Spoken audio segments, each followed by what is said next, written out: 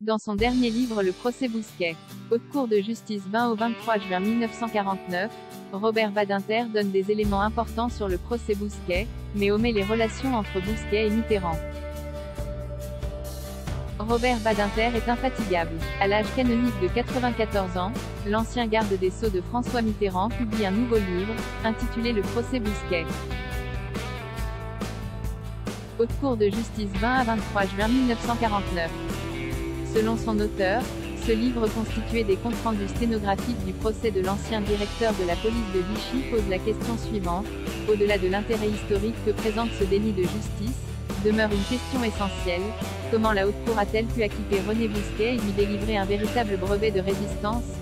Badinter avait déjà publié l'an dernier une pièce de théâtre, Cellule 107, dans laquelle il imaginait la rencontre entre Bousquet et Laval, à la veille de l'exécution de ce dernier à la prison de Fresnes. Pourquoi cet intérêt soudain pour la figure de Bousquet, de la part de Robert Badinter? Une réponse possible nous est donnée par l'intéressé lui-même, dans une interview avec l'historien Laurent Joly. Lorsque ce dernier lui demande pourquoi Bousquet n'a jamais été jugé pour ses crimes, Robert Badinter répond que l'ancien fonctionnaire de Vichy était atteint de la maladie d'Alzheimer, ce qui aurait invalidé selon lui tout nouveau procès. Vous imaginez Bousquet sénile dans le box, répondre de crimes commis 50 ans plus tôt? Demande Badinter. En vérité, la raison principale pour laquelle René Bousquet n'a jamais été jugé tient sans doute à de toute autre raison, à savoir les relations étroites qu'il entretenait depuis la guerre dans différents milieux haut placés, et notamment avec François Mitterrand. Il faut réécouter l'interview que ce dernier avait accordée à Jean-Pierre Elkabbach en 1994, pour mesurer le gouffre qui sépare le discours de Badinter de celui de son ancien mentor. Mitterrand avait alors choisi de répondre aux questions d'Elkabbach, en direct de l'Élysée, après la parution du livre de Pierre Péan, Une jeunesse française, pour tenter de répondre aux accusations concernant ses fréquentations pendant la période de Vichy.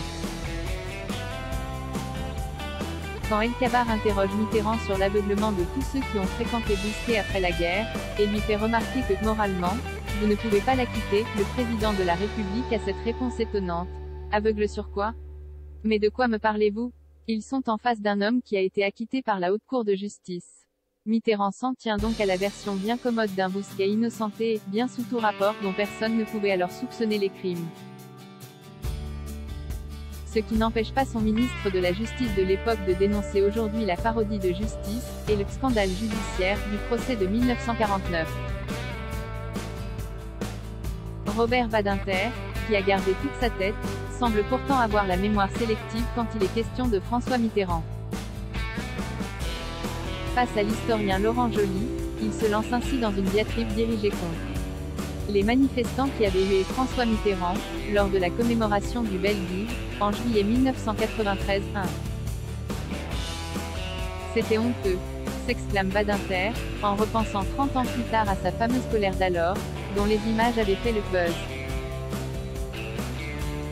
Il y a un moment où la politique doit cesser, explique encore l'ancien proche de Mitterrand, ajoutant: cet incident monté de toutes pièces m'a fait horreur. Badinter, contrairement à plusieurs des amis juifs du président, Jacques Attali ou Georges-Marc Benamou notamment, n'a en effet jamais changé d'attitude envers François Mitterrand.